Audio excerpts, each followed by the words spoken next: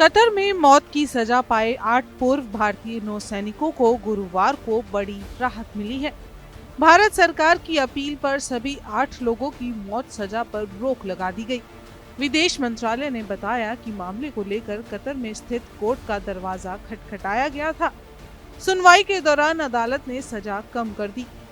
Qatar में गुरुवार को सुनवाई के दौरान भारत के राजदूत और अन्य अधिकारी भी परिवार के सदस्यों के साथ कोर्ट में उपस्थित रहे। विदेश मंत्रालय की ओर से कहा गया कि हम मामले के शुरुआत से ही उनके साथ खड़े हैं और हम सभी कानूनी सहायता देना जारी रखेंगे। हम इस मामले को कतर अधिकारियों के समक्ष भी उठाना जारी रखेंगे और इस मामले की कार्रवाई की गोपनीयता और संवेदनशील के कारण इस समय कोई और टिप्पणी करना उचित नहीं होगा। I don't have much of an update in the sense we've been telling you about what has been happening. Just to let you, share with you where we are last. As you are aware, this case is now in the Court of Appeal, as it's called. And there have been 3 hearings in the Qatar Court of Appeal, November 23rd, November 30th, and December 7th. Meanwhile, our ambassador in Doha got consular access, mentioned that last time we met, to meet all the 8 men on December 3rd. But beyond this, I don't have anything to share at this stage.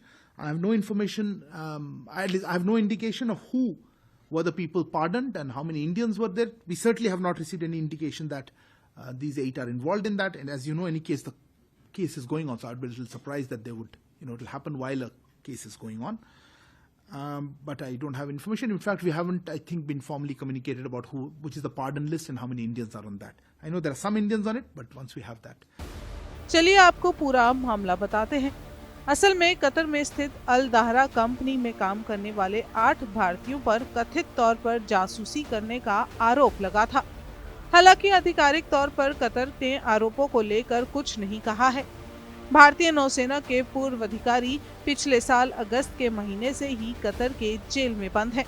इन 8 पूर्व अधिकारियों को Qatar की एक अदालत ने मौत की सजा सुनाई थी और इस फैसले पर भारत सरकार की ओर से हैरानी व्यक्त की गई थी। ये सभी भारतीय कतर की एक निजी कंपनी में काम कर रहे थे। अल जजीरा की एक रिपोर्ट के अनुसार इन लोगों के सबमरीन प्रोजेक्ट से जुड़ी इंफॉर्मेशन को इजराइल देने का आरोप था।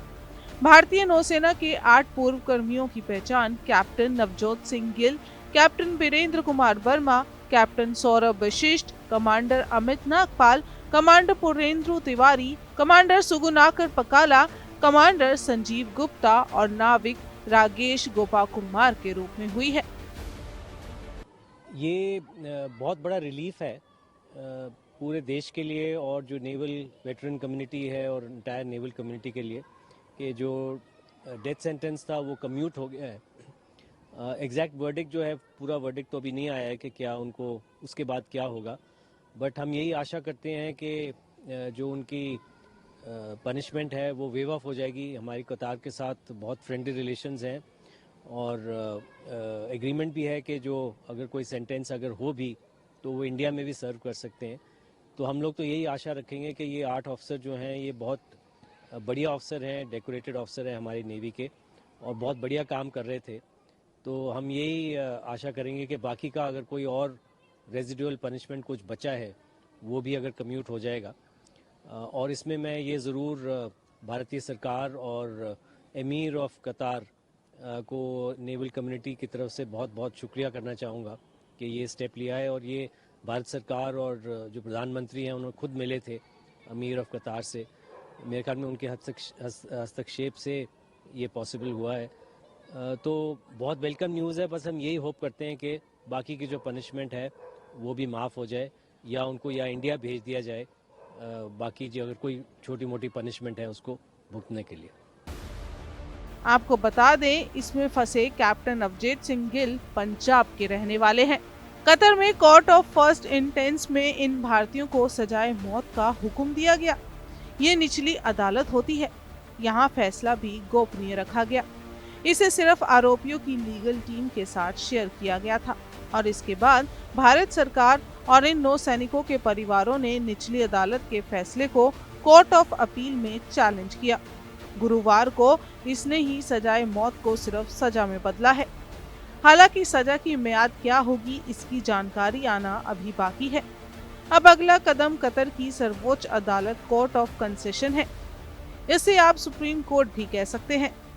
इसमें जेल काटने की सजा को भी चैलेंज दिया जा सकता है। हो सकता है ये अदालत पूरी सजा ही माफ कर दे। बहरहाल, इसके अलावा कतर के नेशनल डे को यहाँ के अमीर कई आरोपियों की सजा माफ करते हैं। अगर सुप्रीम कोर्ट सजा माफ नहीं करती तो कतर के अमीर यानी चीफ रूलर शेख तमीम बिन हमाद अल थानी ऐसा कर सकते हैं। सूत्रों के हवाले से खबर मिली है कि कतर की एजेंसियों के पास इस बात का कोई ठोस सबूत नहीं था कि भारतीय के पूर्व नौसेना अधिकारियों ने इजराइल के लिए जासूसी की थी, और इस बात की पुष्टि नेवी कमांडर पूर्णेंदु तिवारी के परिवार ने भी की थी। तिवारी को 2019 में प्रवासी भारतीय सम्मान मिला था। यहाँ ये जान लेना जरूरी है कि गिरफ्तार किए गए पूर्व भारतीय अफसरों में ज्यादातर की उम्र 60 साल से ज्यादा है और उनको सेहत संबंधी दिक्कतें भी हैं। इसके बावजूद उनके साथ जो सलूक किया गया उससे उनके शारीरिक और मानसिक स्वास्थ्य पर गलत असर भी पड़ा है। हालांकि तमाम सख्तियों के बावजूद कतर के अधिकारी भारतीय अधिकारियों से आरोप कबूल नहीं करवा पाए। पूछताछ का जो तरीका अपनाया गया वो अंतर्राष्ट्रीय नियमों का उल्लंघन और गैर कानूनी था। अब इंतजार है कि इन 8 पूर्व नौसेना के नाविकों को कब छोड़ा जाता है या इनको उम्र कैद की सजा होती है। फिलहाल इसका फैसला कतर कोर्ट करेगी और आगे क्या कार्रवाई होगी उस पर विदेश मंत्रालय जल्दी ही कोई टिप्पणी करेगा।